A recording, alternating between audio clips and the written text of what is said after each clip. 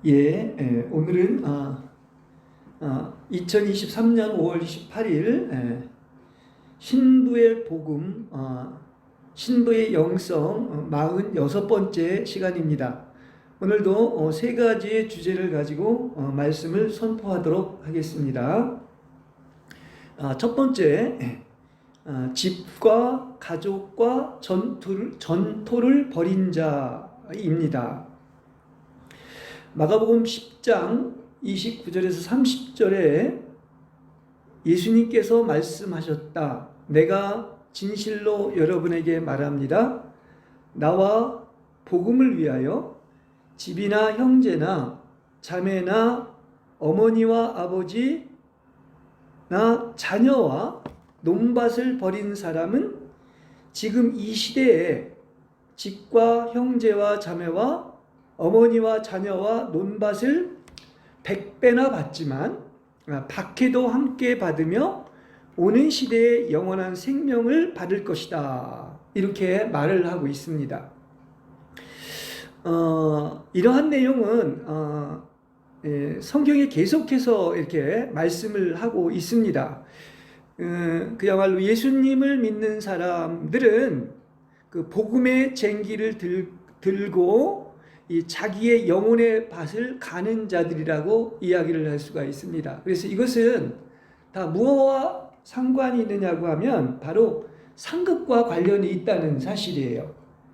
그래서 밭의 보화인 예수님을 발견하고 모든 것을 팔아서 바로 보화를 산 날이 바로 전토를 벌인 그날이다, 이렇게도 설명할 수 있겠습니다.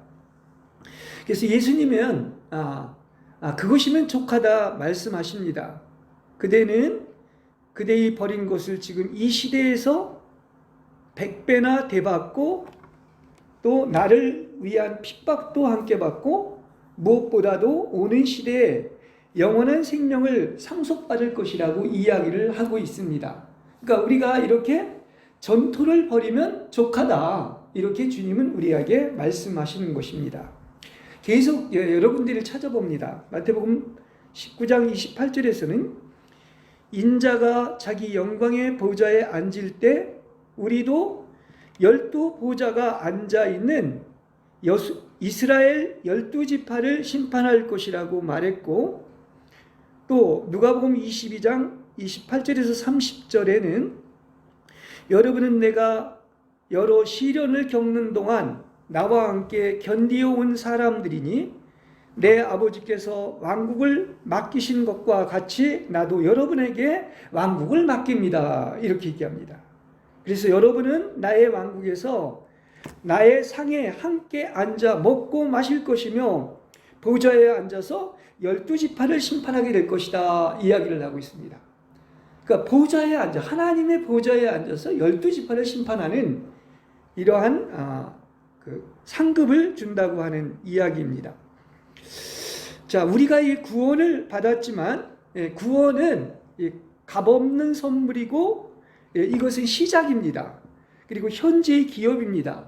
근데 성경은 이것은 시작이고 과정이 있으면 이제 마지막 완결이 있는 것처럼 궁극적으로는 우리가 예수님 안에서 환난과 왕국과 인내에 참여한 사람들로서 거기에 주어지는 것이 바로 무엇이냐고 하면 보상이에요. 상이 따른다는 얘기입니다. 그러면 그 상은 바로 뭐를 얘기하고 있느냐면 천년 왕국과 새하늘과 새 땅을 보상으로 받게 되는 것입니다. 그래서 성경은 이 얘기를 더 많이 얘기를 하고 있어요.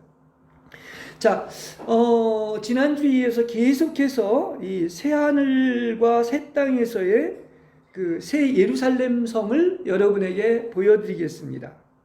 자, 전에는 이제 진주문에 들어갈 자가 아무나 아니라 권세가 허락된 자에게만 들어간다고 했는데, 이제 이어서 진주문을 통과한 후에 이 천국의 진주문 안에 자리한 바로 뭐가 있느냐면 이 영광의 광장이 있습니다. 그래서 영광의 광장 입구에 있는 엄청나게 크고 높이 열린 문이 있어요.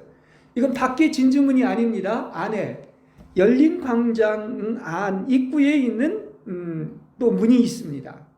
그래서 문들은 하얀 벽이 아치형으로 이렇게 뚫린 상태로 대문은 없습니다.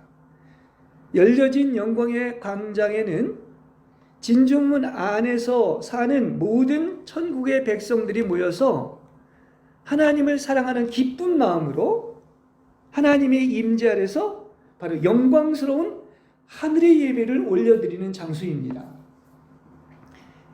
그래서 광장에 열린 문들 앞으로 올라가는 이 점도 흠도 없는 눈부시게 흰 대리석의 12계단이 보였습니다.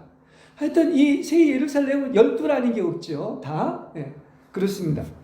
그래서 그 안은 사람은 물론 천사라 할지라도 아무나 들어갈 수가 없고 오직 주님의 초청과 허락을 받은 자들만이 들어갈 수가 있습니다. 하나님은 거룩하시기 때문에 그 문 안은 점도 없고 흠도 없는 제단의 거룩한 제물 같은 자만이 들어가게 허락되어 있는 것이죠. 그래서 이게 영과 혼과 몸이 온전히 흠없이 보존된 자들이 바로 여기에 있는 것이죠. 그래서 영광의 광장 안에는 사람의 상상을 초월하는 규모의 끝이 보이지 않게 큰 그 원형 스타디움 같은 형태의 광장이 있었습니다. 지금 이 진주문 안에 들어가서 새 예루살렘 성 안의 내부의 모습을 여러분에게 말씀드리는 겁니다. 그래서 광장 안에 있는 각자의 사람들은 땅에서 살아있을 때 주님 안에서 행했던 그야말로 값을 치른 공로에 의해서 좌석들이 질서정연하게 배열되어 있었습니다. 그리고 좌석은 모두 다 지정된 주인이 있었습니다.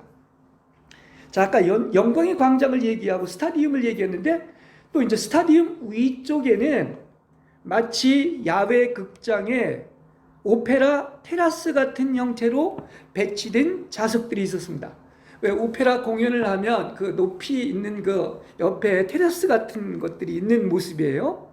그 테라스의 층수는 대가를 치르고 모든 것을 버린 만큼 높은 층에 위치해 있었고 값을 주고 산 것이 적을 순서대로 층수가 낮아지는 위치를 하고 있었습니다. 그래서 같은 층수의 각 테라스조차도 사람마다 계열과 반차가 다 달라 보였습니다. 이게 천국은 정말 모든 사람이 동등하지만 그러나 거기에 있어서 이 지위, 계열과 반차는 다 다른 것을 알 수가 있습니다. 또한 이 땅에서 살 때 주님을 더 많이 진하게 사랑한 사람일수록 테라스의 위치가 하나님의 임재가 거하는 앞쪽으로 위치해 있었고 사랑이 조금씩 옅어지는 순서대로 뒤쪽으로 조금씩 멀어지는 위치를 하고 있었습니다. 그 놀라운 사실은 자기의 개인 테라스가 있는 사람들이 있는데 그들은 운동장 평면에 배치된 좌석에 앉은 사람들보다 서열이 훨씬 높았습니다. 이거를 설명하는 이유는 구원은 값없이 얻었지만 어떻습니까? 우리가 기름을 산다고 하는 이 말이 있는데 이것은 즉 값을 지불하고 대가를 치루어 시련과 환난과 왕국의 인내에 참여한 사람들이 받는 상을 지금 얘기하는 거예요. 다 상이 다릅니다. 그러니까 새 예루살렘 성은 다 상 받은 사람만 들어가는 것인데 거기에도 각자가 다 다르다는 거예요. 상급이 다른 것입니다. 자, 성경은 값없이 구원받았다는 은혜의 복음은 말하는 데가 그렇게 많지 않아요. 여기에 비한다면 상 받는 것에 대한 사례가 성경에서 대부분이 이런 내용을 이야기하고 있습니다. 마가복음 10장 43절에서 45절에 누구든지 크게 되기를 원하는 사람은 여러분이 종이 되어야 하고 으뜸이 되기를 원하는 사람은 모든 사람의 노예가 되어야 합니다. 이 모든 것이 다 상과 관련이 있는 거예요. 또 마태복음 25장 9절은 기름 파는 사람들에게 가서 여러분을 위하여 기름을 사십시오 이렇게 얘기합니다. 또 고린도전서 9장 24절에서 25절은 상을 받는 사람은 한 사람뿐이라는 것을 여러분은 알지 못합니까? 이기려고, 즉 상 받으려고 다투는 사람마다 모든 일에 절제합니다. 이렇게 얘기하고 있습니다. 또 이 사는 것의 대표적인 것이 이제 계시록 3장 18절에 나오는데, 불에 재련한 금을 타서 풍성하게 되도록 하고 흰옷을 사서 입음으로 너의 벌거벗은 수치가 보이지 않도록 하며 안약을 사서 너희 눈에 발라서 보도록 하여라. 이렇게 얘기합니다. 어떻게 보면 성경은 이거 끊임없이 인용을 할 수가 있어요. 하나만 더 얘기하겠습니다. 디모데후서 4장 7절에서 8절에 보면 나는 선한 싸움을 싸웠고 달려갈 길을 다 달렸으며 믿음을 지켰습니다. 이제후로는 나를 위하여 뭐가? 의의 면류관이 예비되어 있습니다. 이 정의의 면류관이 바로 상급이죠. 면류관은 상급을 받는 걸 얘기합니다. 그래서 의로우신 재판장이신 주님께서 그날에 나에게 그것을 보상으로 주실 것인데 나에게만이 아니라 그분께서 나타나시기를 사모하는 모든 사람에게 주실 것입니다. 얘기합니다. 이게 지금 성경 기록을 그대로 지금 계속 얘기하고 있는 겁니다. 자, 여러분, 땅에 쌓지 않고, 그렇죠? 마태복음 6장에도 그런 얘기를 하죠. 어디에 쌓으라 해서. 여러분, 하늘 창고에 보물을 얼마나 쌓아뒀습니까? 한번 이걸 항상 좀 기억하시기를 바랍니다. 내가 과연 하늘 창고에 그 보물을 얼마나 쌓아두었는가 하는 거예요. 이 땅에는 아무리 많은 걸 쌓아놓았다고 해도 아무 소용이 없어요.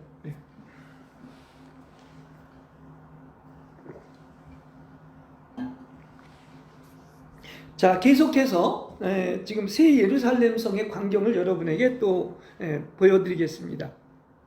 아까 그 테라스의 좌석을 얘기했는데, 테라스 좌석에 앉은 자들은 이 주님께서 이 땅에서 11조의 종자씨 같은 백성들을 말하고 있습니다. 그들은 사랑 가운데서 구속을 받아, 성경에 보면 처음 익은 열매라고 얘기를 했는데, 이 처음 익은 열매로 하나님과 어린 양에게 속한 자들입니다. 그들의 특징은 검은 고를 탈 줄 아는 자들이었으며 보좌와 네 생물과 장로들 앞에서 새 노래를 부를 줄 아는 자들입니다. 그들의 숫자는 이미 정해져 있습니다. 성경을 보면 알 수 있는 것처럼 그들은 두루마기를 빠는 자들이었으며 생명나무에 나아가며 문들을 통하여 성에 들어갈 권세를 얻은 자들이었습니다. 놀랍게도 이스라엘과 이방인의 숫자, 이 첫 열매에 해당되는 숫자는 얼마죠? 14만 4천 명으로 동일하다는 것을 이야기하고 있습니다. 당연히 이들은 어디입니까? 하나님의 임재가 있는 가장 안에, 바로 주님의 좌우편에 있는 자들을 이야기하는 거지요. 그래서 성경에는 이미 그러한 삶을 산 믿음의 증인들에 대하여 성경이 여러 곳에서 특별히 믿음의 증인들인 히브리서 11장과 계시록에 기록해 놓고 있습니다. 자, 또 거기뿐만 아니라 광장의 바닥도 있는데 거기에는 셀 수 없을 정도의 수많은 사람의 무리가 마치 자로 잰 듯이 질서정연하게 반듯한 줄로 의자에 앉아 있었습니다. 그들은 테라스에 앉아 있는 사람들보다 좋게 구배는 되었습니다. 그 구배라는 건 아까 그 14만 4천 명의 9배를 얘기하는 거겠죠. 그래서 광장 바닥 의자에 앉은 사람들의 큰 무리들도 이 땅에서 살 때 주님 안에서 공로가 많은 사람일수록 그 광장 안에 의자가 배치되어 있는데 의자의 위치가 앞쪽에 있고 공로가 낮아지는 순서대로 뒤쪽에 위치해 있었습니다. 그래서 각 의자 역시 사람마다 계열과 판차가 달라 보였습니다. 그들도 바로 누구에 해당되느냐? 주님께서 이 땅에서 추수한 알곡과 같은 백성들을 말하고 있습니다. 그것뿐만이 아닙니다. 이 새 예루살렘 성인 여러 다양한 사람들이 있는 것처럼 그 사람들, 그 광장 바닥에 앉아 있는 사람들 말고 그 사람들 주위에 자신의 테라스도 없고 의자도 없는 더욱더 큰 셀 수 없을 정도의 수많은 사람의 무리들이 광장의 가장자리에 서 있었습니다. 여러분, 이 새 예루살렘 성의 모습을 이렇게 좀 그려볼 수 있겠습니까? 이 설교로 얘기를 했기 때문에 이걸 다 이렇게 볼 수는 없겠지만은, 근데 그들도 기쁘고 행복해 보였습니다. 이들 지금까지 짧게 이 긴 것을 설명을 했지만 이들 모두는 누구냐면 새 예루살렘 성 안에 있는 바로 천국 시민들을 얘기하고 있는 겁니다. 자, 쉽게 말한다면 지금 얘기는 영광의 광장 안에 있는 모든 사람들은 공로가 높은 사람일수록 좌석의 위치가 높고 하나님을 사랑한 사람일수록 하나님의 보좌와 가까운 위치에 있었다는 사실이에요. 그러니까 주님 가까이 가면 갈수록 어떻게 해야 되겠습니까?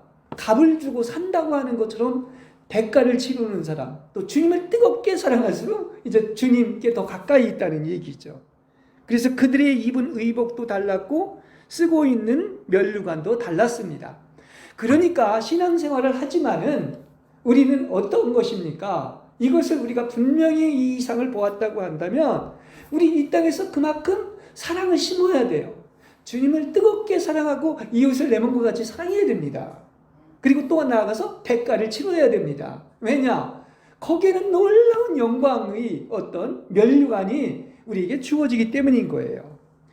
우리가 다 이제 천국에 들어갈 텐데, 그 입성식을 하는데 그 행진 종류의 급수에 맞춰 서열과 반차가 정해지는데 여러분은 몇 번째로 들어갈 것 같습니까? 굉장히 궁금하죠? 이렇게 우리 모두는 새 예루살렘 그 천국에 입성식을 치르는데 우리는 어디에 해당될지 한번 이걸 생각하면서 신앙생활하는 여러분이 되시기를 바랍니다. 그래서 이걸 또 종합적으로 얘기한다면 이 새 예루살렘 성의 모습을 종합적으로 본다면 계시록 7장 9절에 이렇게 얘기하고 있어요. 하늘의 성전에서 하나님을 섬기는 큰 무리가 있습니다.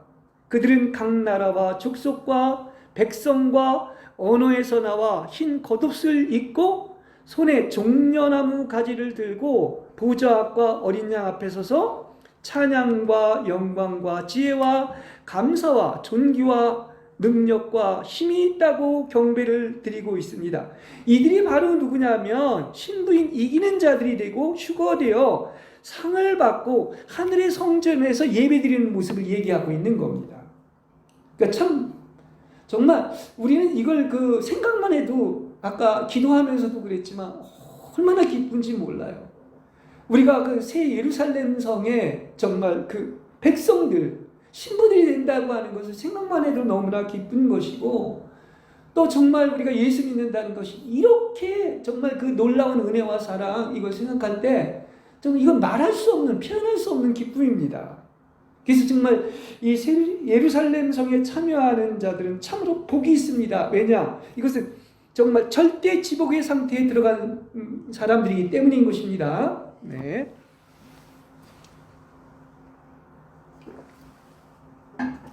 자, 그 다음 두 번째, 잊혀진 사람들이 남겨져 있는 곳입니다. 우리는 이 상을 받기 위해서 우리는 어떤 삶을 살아야 되는가? 주님은 바로 그런 곳으로 보내시는데 예수님은 더욱더 낮은 곳으로 심히 낮은 소자를 섬기도록 보내십니다. 그건 복입니다. 하나님이 축복하시기 위한 거예요. 상을 주시기 위한 겁니다. 예수님은 죽기까지 겸손한 길을 선택하셨고 본을 보여서 양으로 그분의 발자취를 따르게 하는 것입니다. 그러니까 하나님이 우리를 인도하는 그 여정은 정말 시련을 받는 만큼 복이 있는 것은 복 주기 위한 겁니다. 어렵게 하려고 하는 것이 근본적으로 아니에요. 최고의 복을 주시기 위한 거예요. 그걸 우리는 알아야 됩니다. 그러니까 우리는 시련을 만나면 어떻게 됩니까? 기쁜 마음으로 동참을 해야 돼요. 왜냐? 예수님이 그러잖아요. 나와 함께 너희 시련에 참갔기 때문에 그야말로 100배의 상뿐만 아니라 하늘 보좌에 앉아서 어떻습니까? 12보좌에 앉아가지고 그야말로 모든 것을 다스리고 심판하는 왕이 된다는 이런 상급의 얘기를 하는 거예요. 함께 먹고 함께 누린다는 이 얘기를 하고 있습니다. 그러니까 우리가 이렇게 그분의 발자취를 따르게 하기 때문에 하나님께서는 우리에게 어떻게 하느냐? 계속 이 순종의 훈련을 시키는 거예요. 어떻게 보면 신앙생활은 뭐 하는 것이다? 순종의 열매를 맺는 것이 무엇인지 순종의 어떤 훈련을 시키는 것입니다. 사람은 자신이 높아지거나 자기중심이 되면 자고하고 자랑하며 감사하지 못하게 되고 교만하게 되어 있습니다. 하나님의 긍휼로 빛비춤으로 자신을 알고 겸손해져야 내 속이 얼마나 이 배설물과 같은 쓰레기로 가득 차 있고 신술과 선하지 못함과 부끄러운 말과 행동을 하고 선 죄인의 그야말로 개수임을 고백하게 된다는 얘기예요.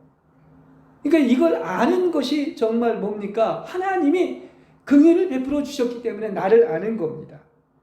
근데 이 통해에 자복하고 자신 속에 추악하고 더럽고 쓰레기로 가득한 죄인임을 알고 고백하는 것이 바로 예수님의 마음을 유쾌하게 하는 것이라고 했어요.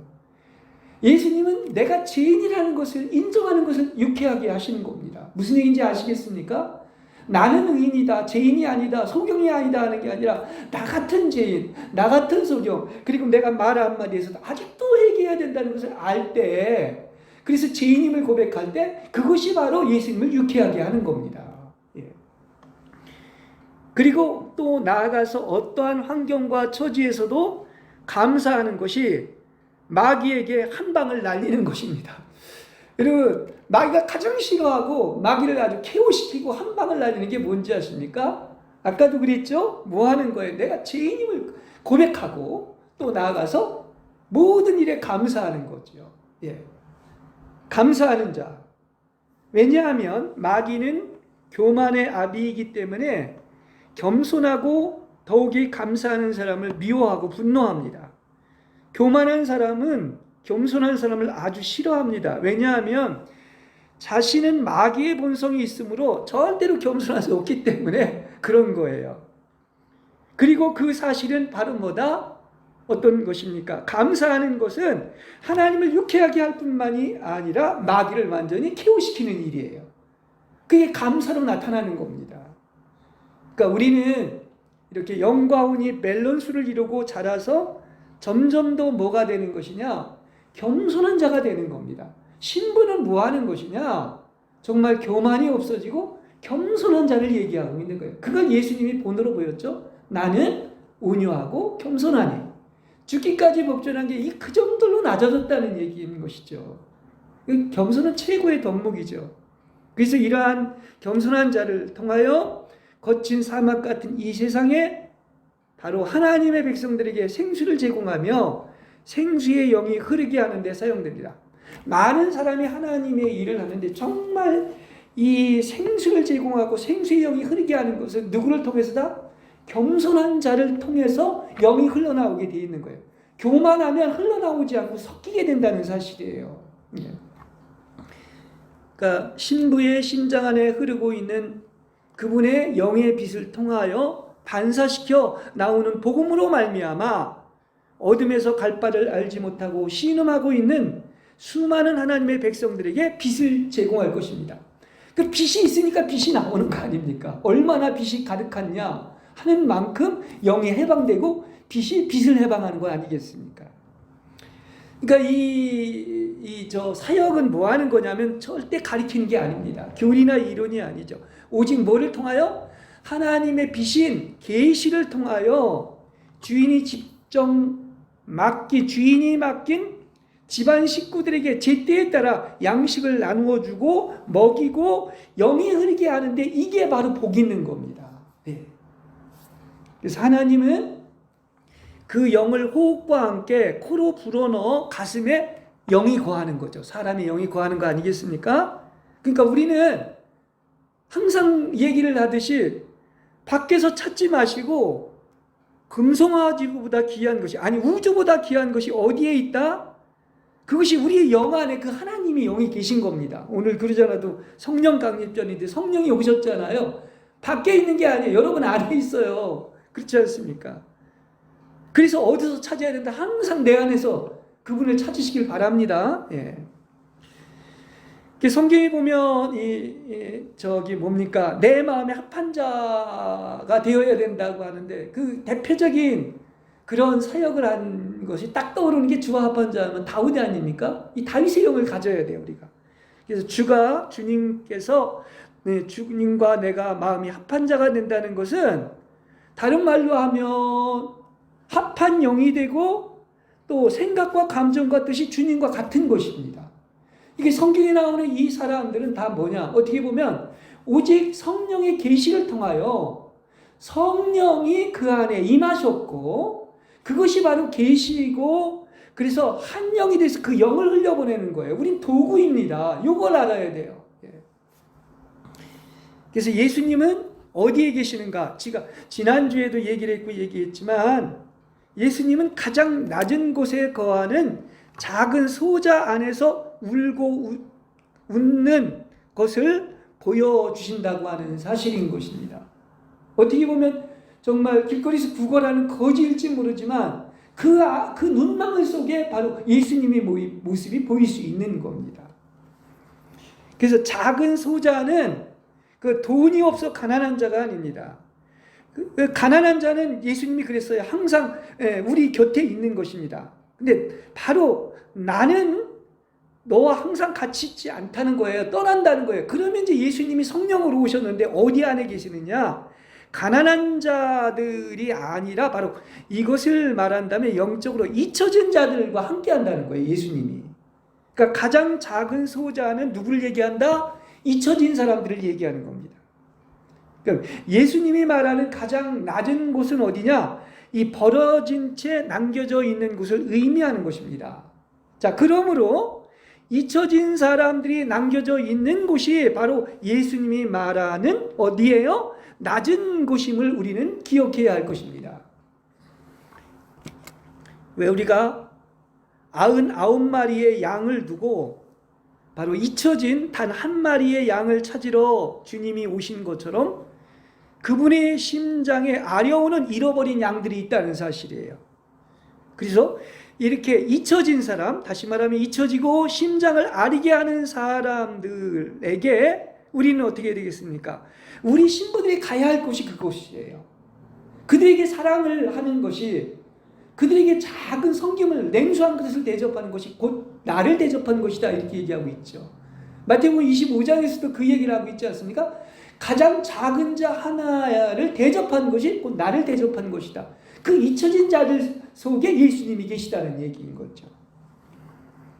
그래서 그 한 마리의 잃은 양을 부르며 찾는 것이 바로 뭐다? 여호와의 마음을 찾는 것입니다. 그래서 하나님은 겸손한 하나님의 마음에 합한 이렇게 신부의 영성을 가진 자들에게 바로 뭐냐? 하나님의 백성인 양들을 맡기는 것입니다. 잃어버린 양들을 맡기는 것입니다. 그래서 예수님은 신부를 위해서 모든 것들을 다 예비하셨습니다. 이건 뭐하기 위한 거예요?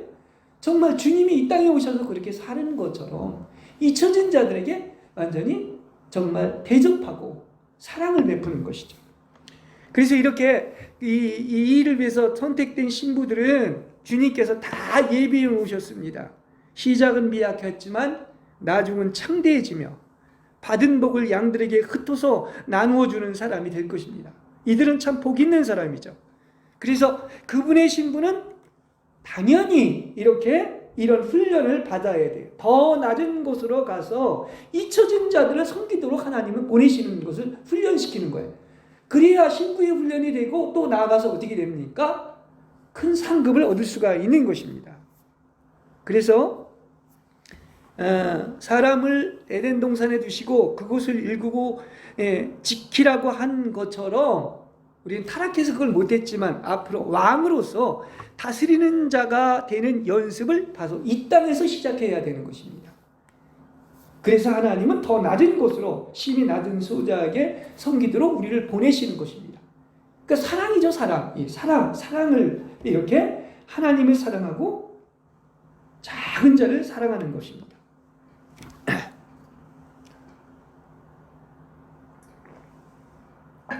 자, 마지막 세 번째입니다. 지난주부터 계속해서 이 거룩한 성, 그 새 예루살렘 성에 대해서 계속 이제 이렇게 말을 하고 있습니다. 그래서 세 번째도 또 다시 거룩한 성, 새 예루살렘 성의 입장에 대해서 들어가는 것에 대해서 말씀드리겠습니다. 신부는 세상의 무리와는 다릅니다. 그러니까 진주문 안으로 들어온 자의 특징이 있는데 특별히 제일 마지막 우리가 주목해야 될 것은 입이 거룩해져야 돼요. 예, 제일 마지막 통과할 것 중에 하나가. 왜냐하면 우리는 언제나 말 속에서 살고 있는데 어떻습니까? 말에 온전하면 온전하다고 이렇게 얘기하고 있지 않습니까? 그래서 입은 거짓말이 없고 흠이 없어야 합니다. 우리가 불현듯 이게 영적으로 점점 더 깨어 있을수록 내가 한 말이 그냥 흘러나온 말임에도 불구하고 이거 하지 않았으면 하는데 이미 한 번 말을 뱉어놓고 나면 엎지르는 분이 되는 거예요. 그런 걸 왜 하나님이 즉각 이렇게 성령을 통해서 깨우쳐 주지 않습니까? 이 말을 안 했으면 좋았을 텐데. 그래서 사실은 침묵하는 게 좋아요. 침묵이 얼마나 깊은 의미가 있는지 모릅니다. 할 수만 있다면 아무 말도 하지 마세요. 즉각 뭐가 나와서 말로만 반응하는 것은 그건 바람직한 거 아닙니다. 훈련을 더 받아야 돼요. 주님은 도적같이 올 것입니다. 그러니 깨어서 옷을 지켜 벌거벗은 부끄러움을 보이지 아니하는 자가 복이 있는 신부입니다. 그래서 신부들에게는 이미 입에 파수꾼을 세우셨습니다. 그 재갈을 물린 거예요. 그러니까 이것을 경히 여기지 말아야 됩니다. 왜냐? 입까지 온전해지면 말에 온전하면 온전한 자가 되기 때문에 그런 거예요. 그러니까 우리는 주여 주님이 주신 하나님의 뜻인 계시의 말씀만이 선포되게 하소서. 그러니까 내 말 하지 말라는 거예요. 자기 느낌과 감정에서 나오는 그런 땅의 얘기하지 말라는 겁니다. 그래서 스랍 중에 하나가 제단 위에 있는 화저로 취한 핀 숯으로 제 입에 닿게 해서 제 입술의 부정함을 태워버리기를 원합니다. 이거 이사야서에 나오는 것인데 우리도 이게 참된 사역자라면 신부라면 이렇게 되어야 되는 겁니다.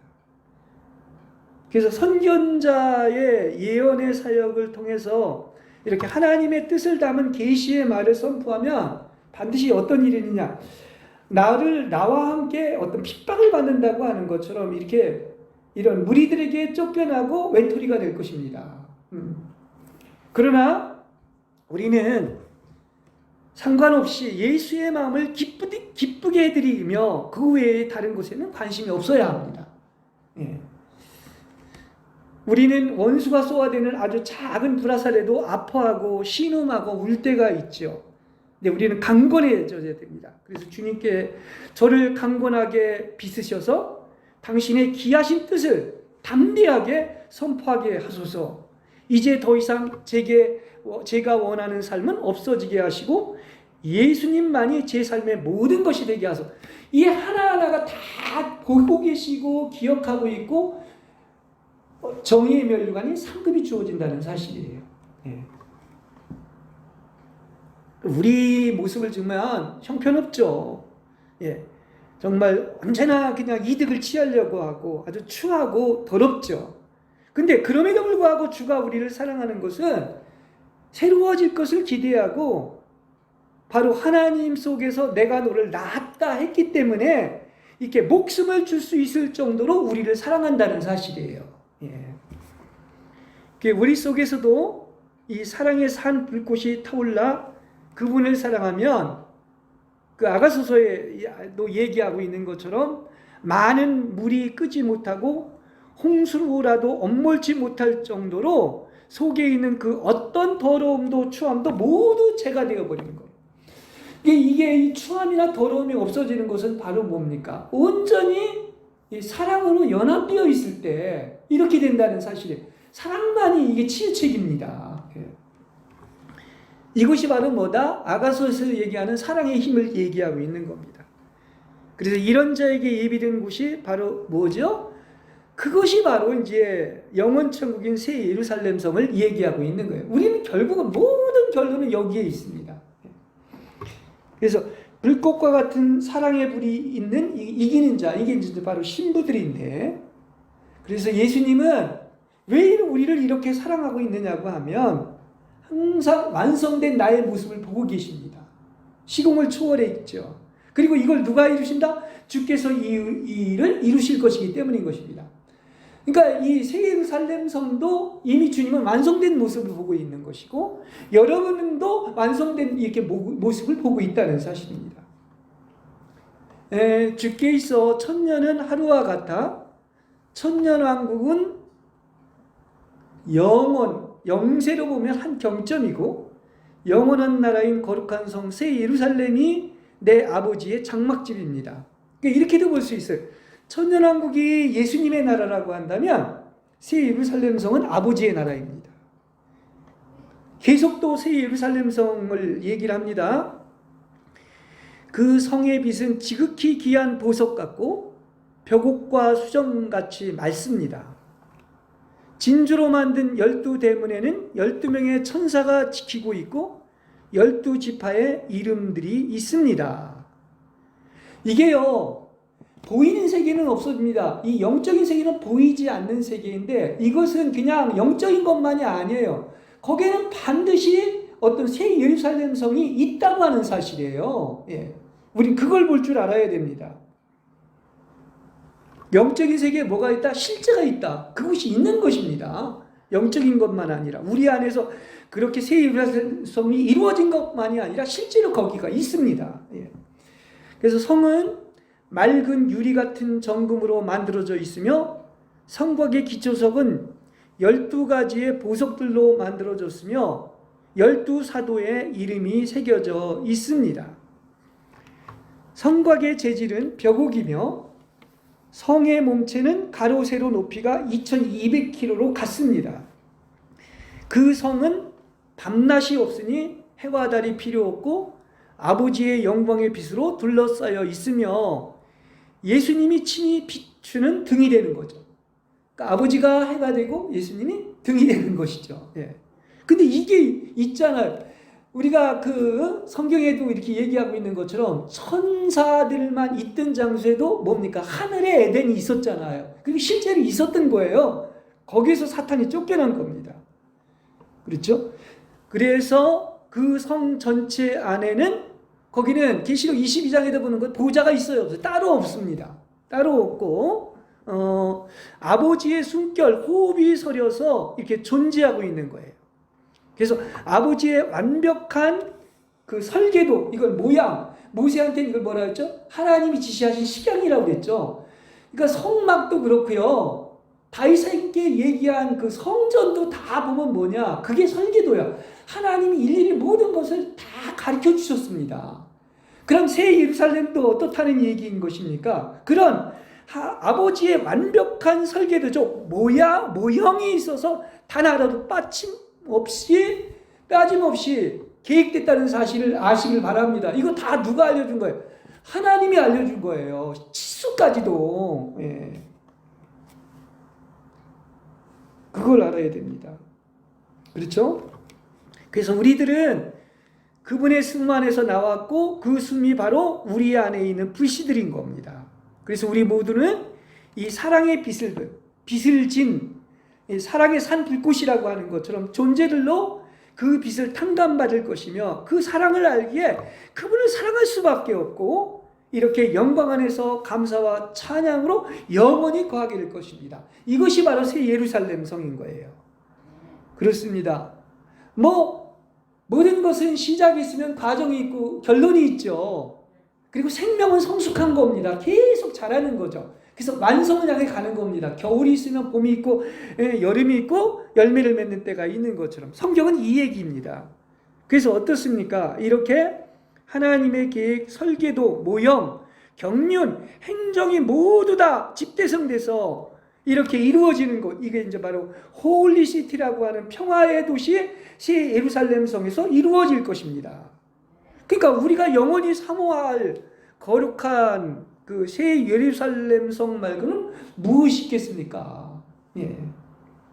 그래서 우리는 어떻다? 이곳에 입성하기 위해서 오늘은 세 가지를 강조를 하고 있는데, 아까 그랬죠? 제일 첫 번째 건 뭐다? 바로 말. 입이 온전해서 거짓말이나 흠이 없어야 되고, 또 두 가지를 더 얘기한다면 이것도 다 성경 얘기예요. 거기에는 속된 것이나 가증한 것이 없다고 그랬어요. 그죠? 그래서 이것이 철저하게 제거되고 아무리 작은 거짓말이라도 그분의 피로 쓴 생명책에 기록된 그대의 이름이 지워지지 않을 거란 말입니다. 그러니까 세 가지 속된 것이라는 것은 뭐냐? 짧게 설명하면 똑같은 일이 반복되는 세상의 삶을 말하는 거예요.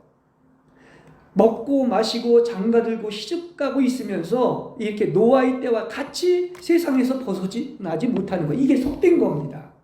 그러니까 속된 것에서 벗어나기 위해서 계속 얘기하는 것처럼 땅의 것, 육에서 난 것, 세상에서 벗어나야 하는 이유가 여기에 있는 거죠.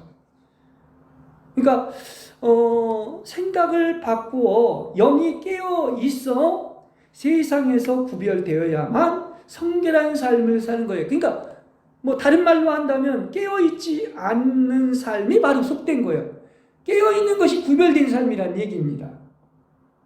근데 우리는 예수는 믿지만 주여 주여 하지만 거룩함이 없어요. 제 좋아하는 대로 자기 것, 이 속된 것을 버리지 못하는 것입니다.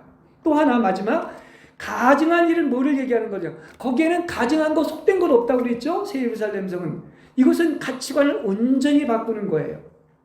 그러니까 우리가 코페르니쿠스의 전해라는 그런 말이 있듯이 천동설이 지동설이 되고 이런 것처럼 사람의 표준이 사라지고 하나님의 표준대로만 사는 거예요. 아까 하나님의 설계도 지시하신 식양, 목양대로 하는 것처럼. 그렇죠. 그래서 소경된 인도자들은 바로 뭐냐, 하루살이를 걸러내고 낙타는 삼킵니다. 이렇게. 그러나 이렇게 세상의 잔과 대접의 것은 깨끗이 하되 속에는 탐욕과 방탕으로 가득한 것을 얘기하고 있는 겁니다. 그러니까 참 이게 두렵고 떨리고 조심스러운 거예요. 우리는요, 이 사역자는 말씀의 계시 말고 함부로 더러운 것들, 우리는 배설물과 같고 쓰레기와 같다고 그러지 않았습니까? 자신의 느낌이나 생각을 섞지 마시기 바랍니다. 그것이 바로 아버지에게 역겨운 일이고 가증한 삶이라고 하는 거예요. 예. 그러니까 우리는 모든 것이 하나님의 잣대로 모든 행실에 다 하나님의 법규와 표준에 의해서만 살아가야 하는 것입니다. 섞일 수가 없는 거예요. 절대적인 겁니다. 네. 그래서 많은 사람이 천국에 들어간다고 믿고 살아가고 있지만 오늘 이 세 가지는 기억하시기 바랍니다. 하나님의 보시기에 세 가지가 있어요. 속된 것, 두 번째 가증한 것, 그리고 마지막 거짓말을 다 제거한 순결한 삶을 살아야 새 예루살렘에 입성하는 것입니다. 할렐루야.